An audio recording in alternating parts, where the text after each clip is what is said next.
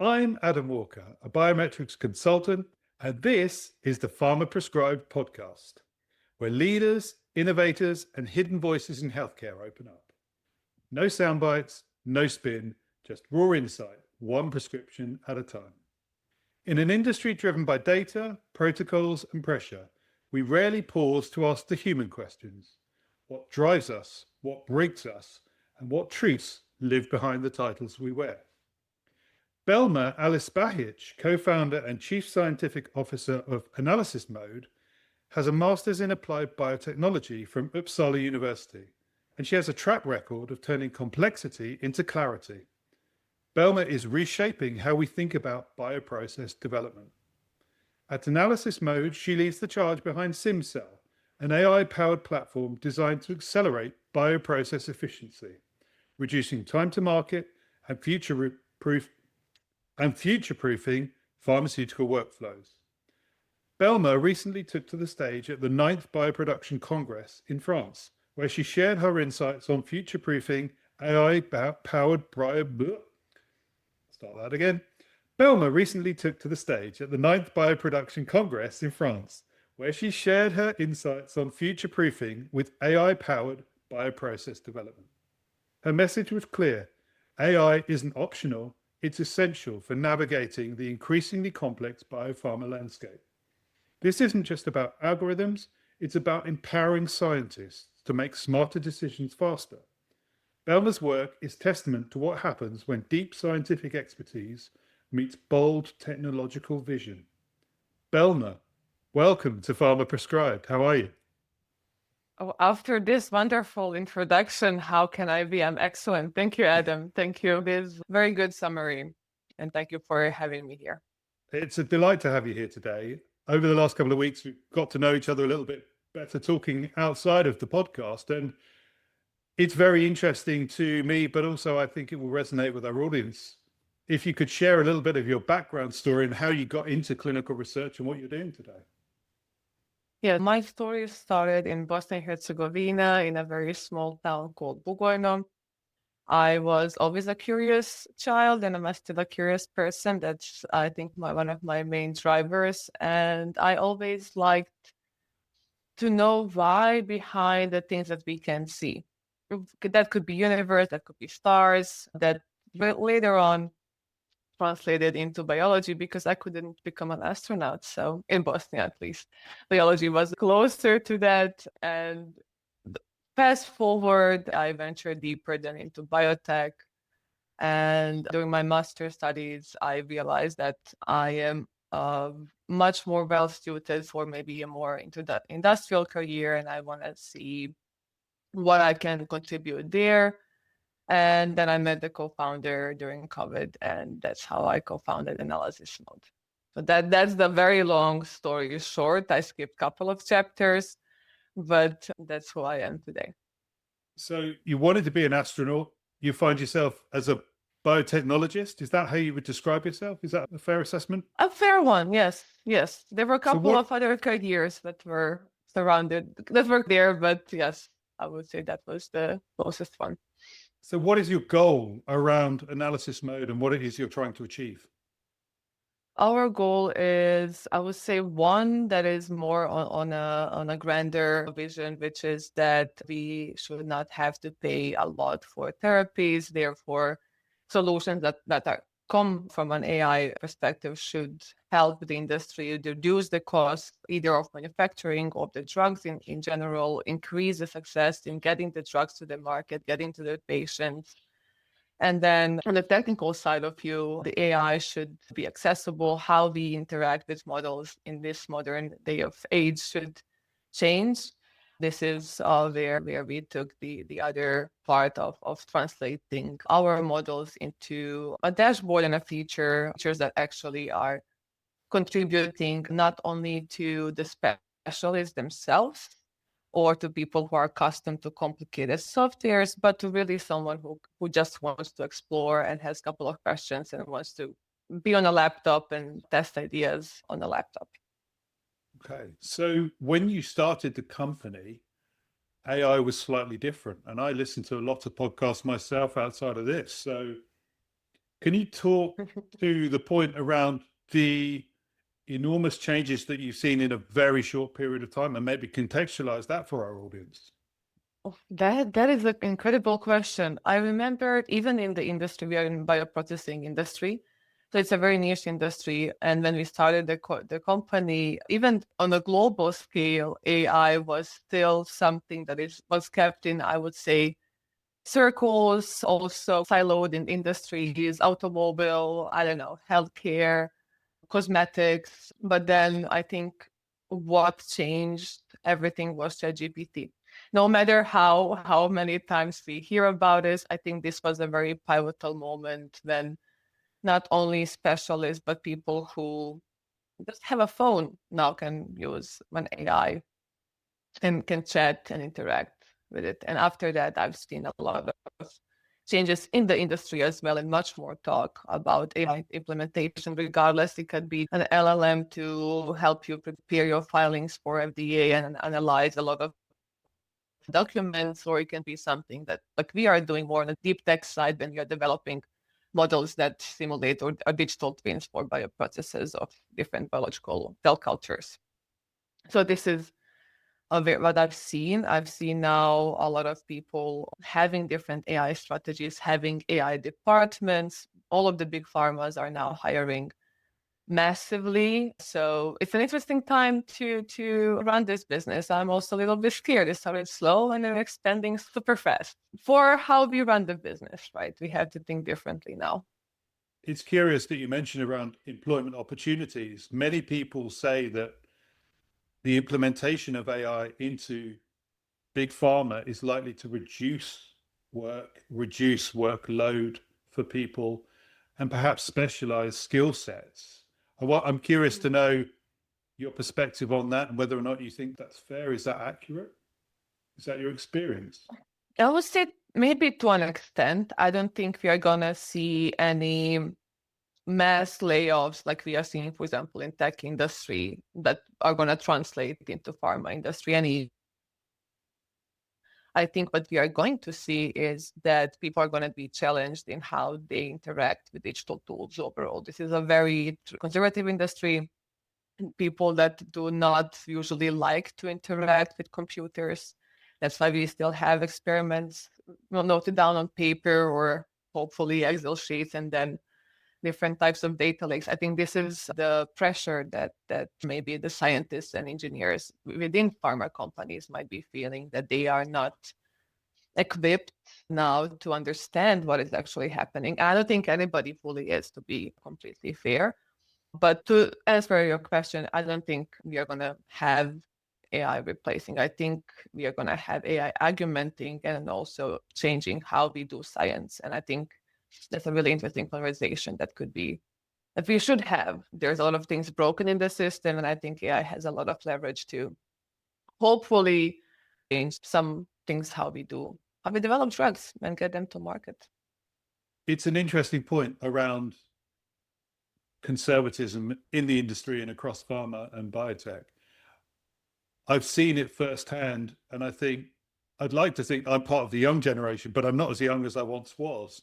I'm surrounded by people, perhaps your generation and younger, who are coming into this industry, challenging the status quo, challenging the old way, and bringing new ideas and new approaches to really re-energize that paradigm, because we're not going to move forward either across innovation, but particularly as long as there are ethical approaches to patient information and to ensuring that patients are at the heart of everything that we do and remain to be around the ethics.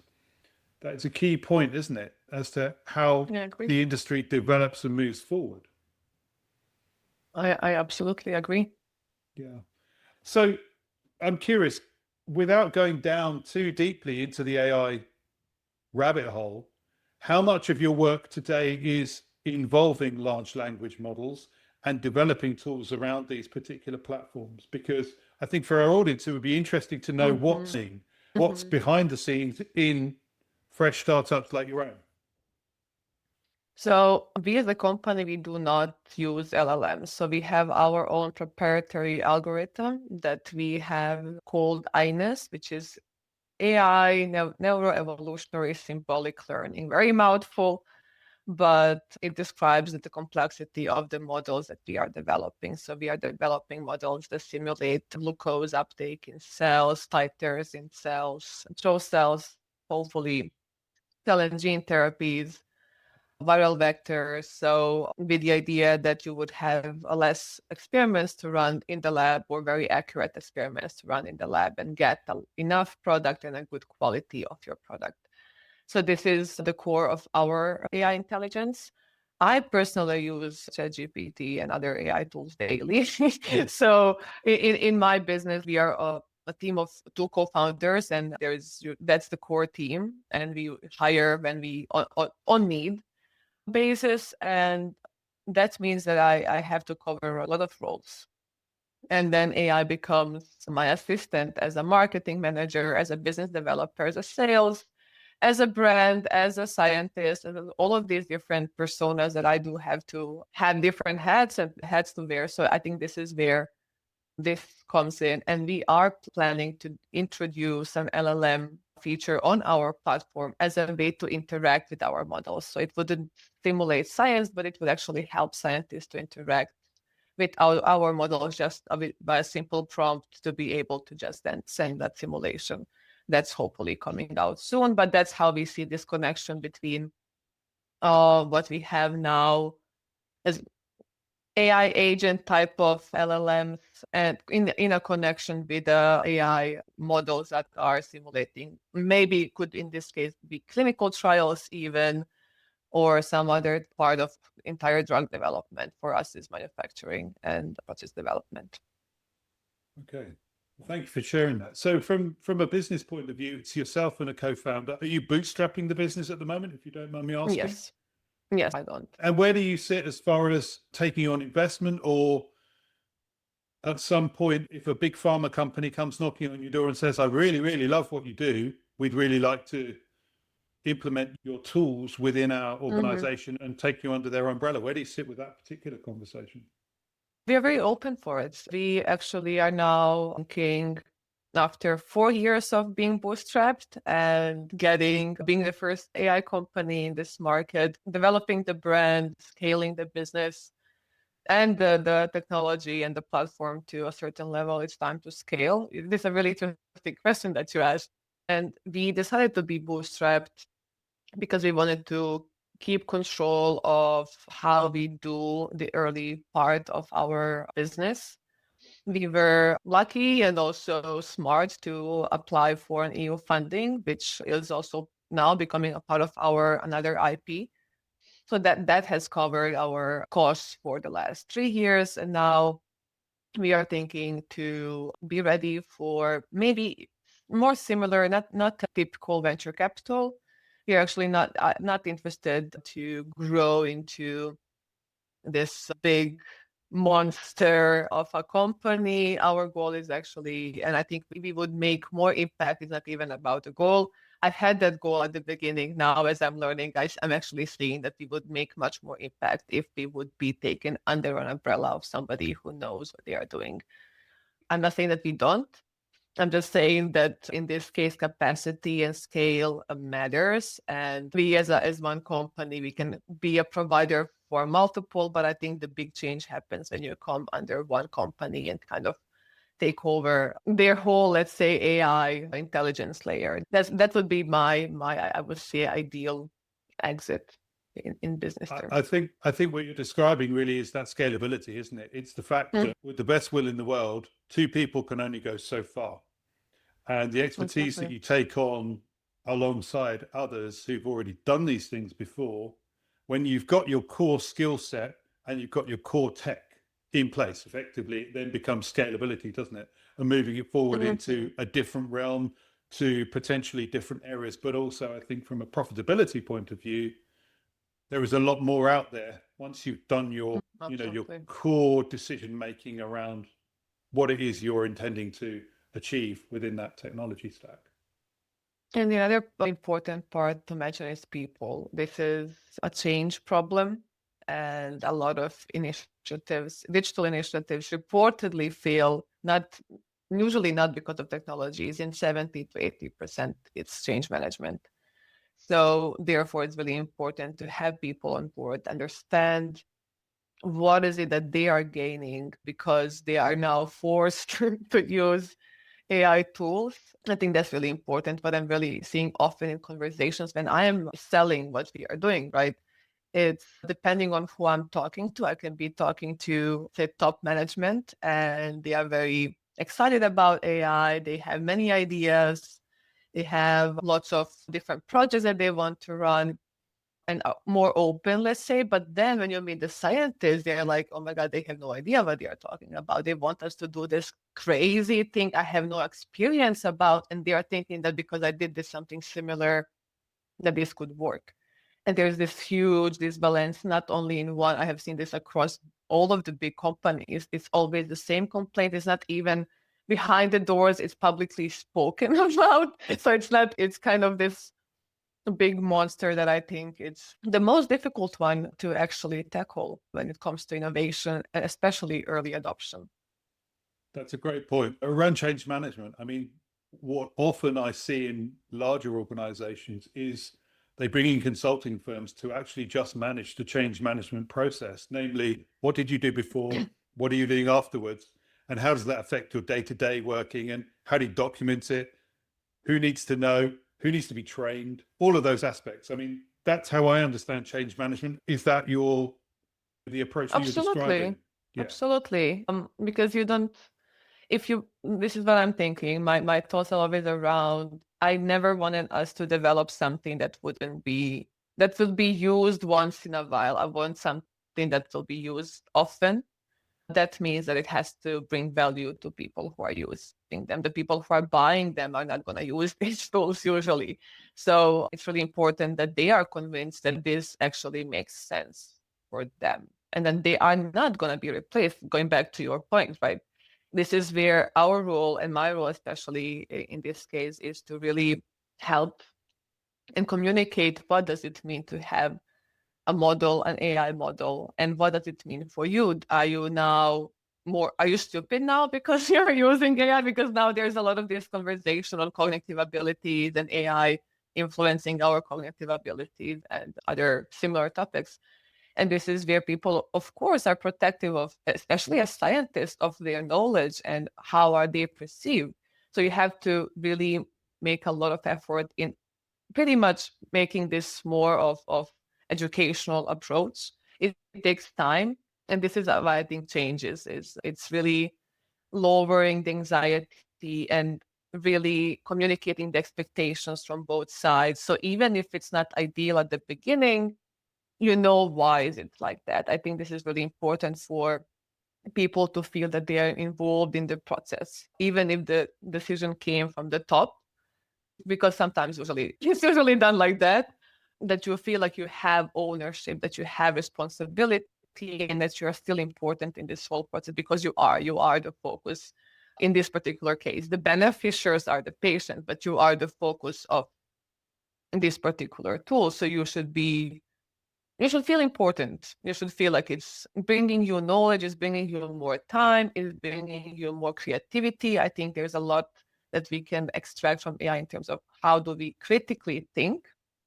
Because now when I just go to ChatGPT and prompt, I don't know how often do you use it, but anytime I get angry, it's because I haven't put a good context into what I wanted. Yeah, And I get angry sometimes. I'm, oh my God, I've been telling you what do you need to do, and you have not been doing this. And then I stop and if I just have spent 1 minute into adding more context, I would have avoided, this was earlier learnings, right? 5 to 10 minutes of annoyance and anger and be like, why are you not doing what I want you to do? And I think this translates to any AI tool that we are going to see. People have these expectations that it's going to be able to read their minds. It's not. It's a really interesting point because as you're describing that, it's almost It's almost describing the conversations I have with my two grown-up children. Sometimes I feel I have to tell them 3 or 4 or 5 times or change the message until they get it. And it's very similar in the way that I'm using ChatGPT. What I'm often disappointed at, both as a parent and as a user of ChatGPT, is what you're describing, which is, I've told you once, surely you get it. No, I told you twice, surely you get it. Do you not learn? And then the next day, have you forgotten everything that I told you? Oh my God, I This forgot is the memory parenting, right? part. Yes. This is Oh my parenting. goodness, I'm yes. assuming you're not a parent, but No, correct me. no. Well, I hope one day you will be, and you'll understand how complementary these questions are. But it's a really fascinating thing, because I think by everyday use of software and technology, we get used to getting the right answers. And particularly as scientists and technologists, you don't really feel like you have to reiterate and reiterate. But actually, in reality, scientific experiments are exactly that, aren't they? What's your method? Right. How are you going to do it? Try it again, try it again, try it again. And it's educating the model, whatever that be, whether it be wet chemistry, as much as a large language model, and educating it into what you're really wanting to ask. But I use it all the time. And I was recently at a conference, actually in Frankfurt, where I know you are. And I had many conversations around agentic AIs applying to large language models, but also, I think, to an earlier point that you made around EU funding for these technology opportunities. There's a company that I work very closely with based in Germany as well. And Frankfurt seems to be an amazing hub for life scientists and technologists. And more generally, there is funding for development of these things. Can you expand a little bit more about that and why that might be the case? I am not that yet familiar around the funding. I will have to look it up into a bit more details. What I did notice is Frankfurt is not usually seen as a life science hub of Germany. It's Munich. But just next to Frankfurt, in Darmstadt, there is the biggest Merck's facility, their manufacturing facility. And Merck was just announced as the second top world leader in AI readiness. So for me, and I was just using S-Bahn to like drive. I was going to Darmstadt and I saw I don't know how many hectares of, it's massive. It's, I think, over 2 billion euros investment, massive infrastructure. It's amazing. I hope I'm going to get in soon. But that's also, I think, in Frankfurt, my interest is more in funding, in the funding part, not that much in the biotech, because I can travel from here to Munich in a very short frame of time. For me, it's really the funding part and the way we do business. I was the one, and I'm still the one in the company who's done the business models and go-to-market strategies, has validated I don't know how many iterations in these last years to get to a business model that would actually work in our case. Because that's the part where I think for the future founders and then people who are listening who want to venture on an AI business, AI is not going to be your business. It is not even going to be your unique selling proposition anytime sooner. It's just going to be a means to an end. And you need to know what that end is and be able to present your solution to whatever problem you have identified without AI. And that's, I think, very tricky. And especially when AI is your core value and you're still learning and you're still developing your core tech. So this is, for me now, different business models, different funding opportunities that are not typical VCs. I am personally a person who I prefer scalability and sustainability over speed.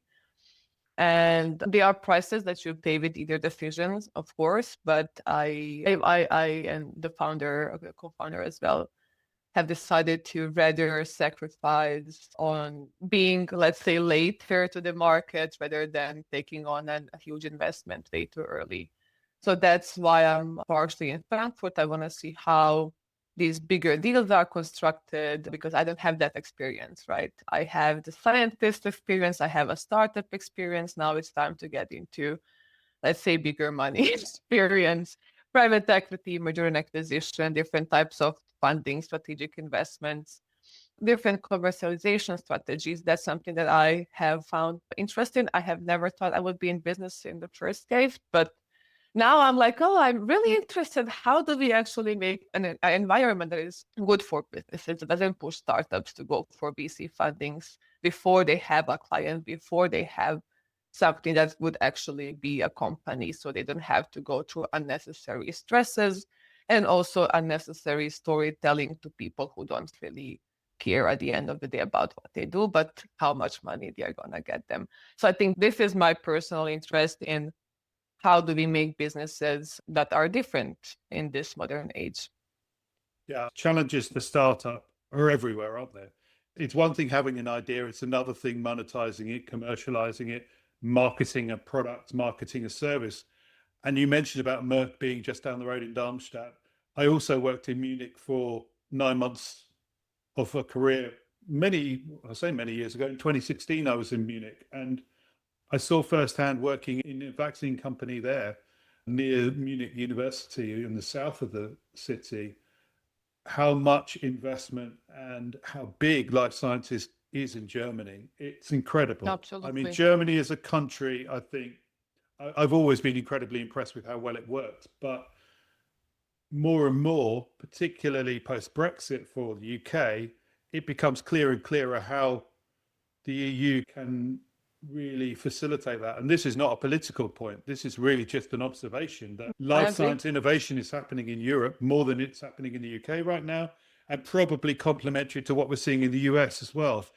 But certainly, I would say in the last 10 years, it's become very, very evident. And I've done lots of work in and around Germany, particularly. So it's a country that I have very close to my heart.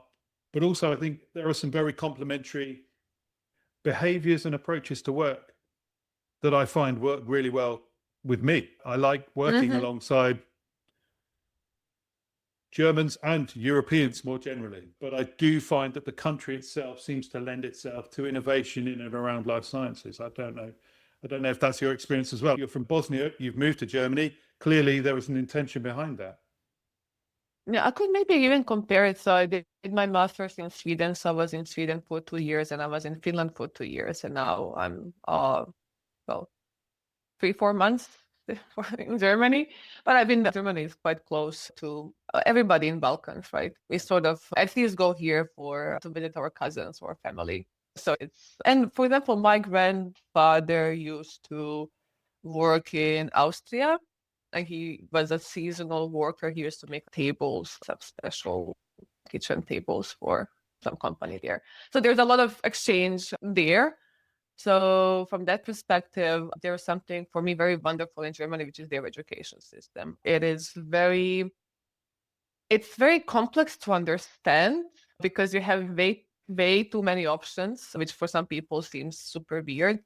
But from what happens here is that you have people that are educated for industrial, so for companies, for industry applications, and you have universities specialized in that. And then you have universities specialized in, let's say, more academic sciences. And I think that produces a workforce that then can produce different companies in terms of both how they do science and also how they manufacture. Not only in biotech, I always go to auto industry, which is there, I would say Germany is a prime example of how are they able to also manufacture things and bring industry to scale. It's not just the science, it's industry at scale that my interest in this particular case. In Sweden, for example, there's much more smaller biotechs. I was in Uppsala, which is crazy for biotech scene. In Uppsala, Sweden area, there's around 500 biotech companies. So it's crazy. Sweden is also doing a wonderful job in funding these. And then in Finland, which for me was quite surprising, which is biotech is not focus. Health tech is, medtech is. So in comparison to, for example, Sweden, where medtech and health tech are not that much of a focus, biotech is. And then Germany covers almost all. So I think that explains on how much they invest in all of these different sectors, right, that support their systems.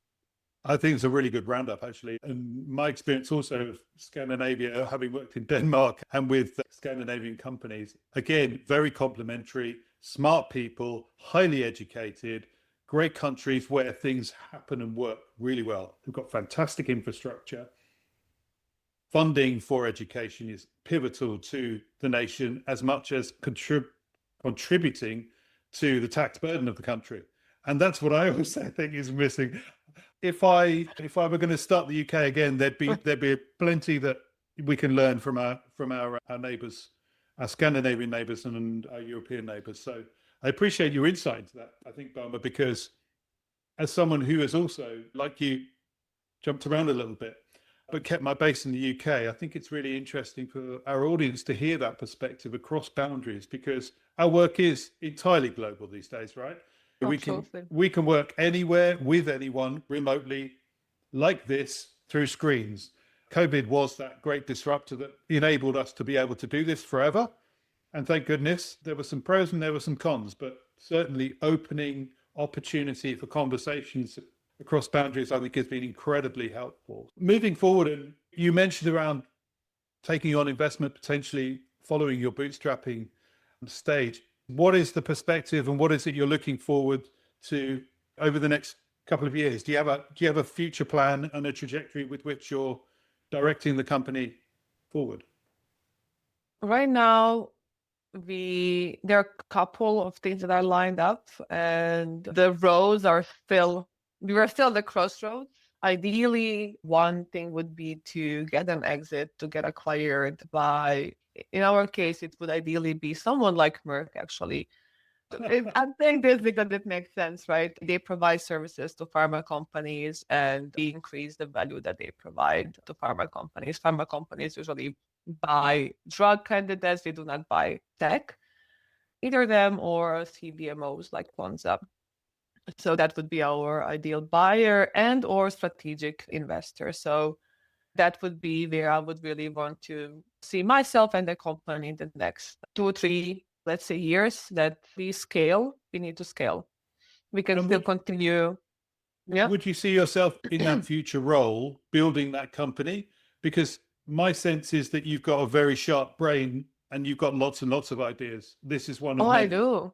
Yes, this is definitely one of many. I think that's usually how they handle these deals. So you usually have to stay. I do not mind staying for 2 to 3 years. That's why I would love this exit to happen faster so I could go on and do my other ventures sooner.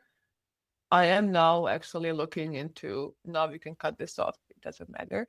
But I am looking into how do I help other people with the skills that I have gained throughout these 4 years, probably through some consulting services, so that I could actually see where I can make the most impact. I know what I love now. I really enjoy strategy. I love leadership. I love bringing different puzzles together. I love collaboration. I love being around people, all listening. What do they have in mind? Kind of asking them questions about their problems and then coming up with questions to then get to the solution together. And then I can do all of the things that have to be put together. But I think this is the part where I would really love to see that. I would love to see our company be there when our company really flies high, because now it's still a little baby. So I would love to be there for the big takeoff. I absolutely would concur with you on that. And what's clear to me is your energy and your drive and your enthusiasm for your subject and for your business. And I think that will come across for our audience as much as it would if I were to have the opportunity to see you on stage talking about this in an in-person setting. So I think you've given us a really lovely overview of Analysismode, your background and how you got into the industry and ultimately what you want to achieve here and passing that back and through others. So what we tend to do at this point in the podcast is to go to the quick fire round. And here I'd like to ask you a couple of very quick questions with regards to the one piece of advice you would give to your younger self.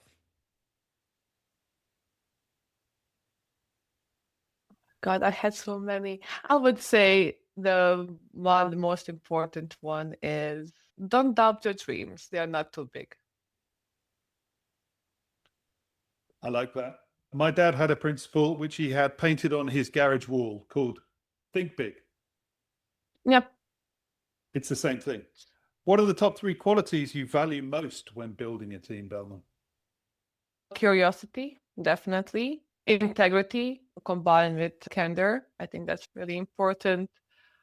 And ownership. Either if you mess something up and you come and you're like, hey, I did this, and it's just important to come and be open. And empathy. I think putting humans first in teams is really important. I agree. Taking responsibility and owning that responsibility is something, again, I talk to those grown-up kids of mine all the time. Own your responsibility. If you can't get up in the morning, Oh my guess what? God. Oh You didn't set your alarm. I have that problem with the whole Balkans. I'm like, can we just agree that we have responsibilities and we are all adults that have things that they are accountable for? That's the word I was looking for, accountability. That's right. What is your favorite thing outside of work? I would say music. I used to play piano when I was a kid. That was one of the other. It was an astronaut. That there was a pianist somewhere there as an option. So I spent a lot of time listening to music. For me, when I was younger, it was, I would say, a way to cross borders and meet people without actually ever being there. So I would definitely be the friend who has, I don't know, music for all of the continents, different countries, and I just enjoy it. It's what, and then also hanging out with people that I care and love about. I'm a lot in the screen in my remote studio, so it's good to touch grass after I'm done with work. So I like to do that. That sounds wonderful. And finally, what is your number 1 golden rule in life and in business?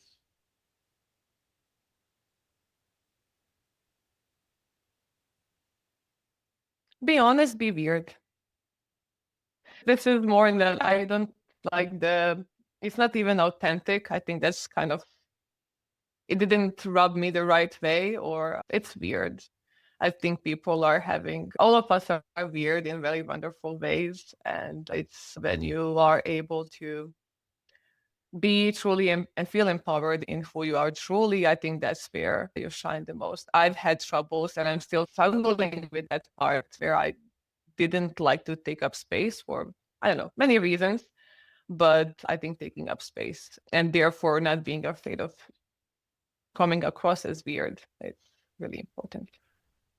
I'm going to give you a compliment. You don't come across as weird. You come across as extremely motivated and very driven and entirely focused on what you're doing. So Thank you.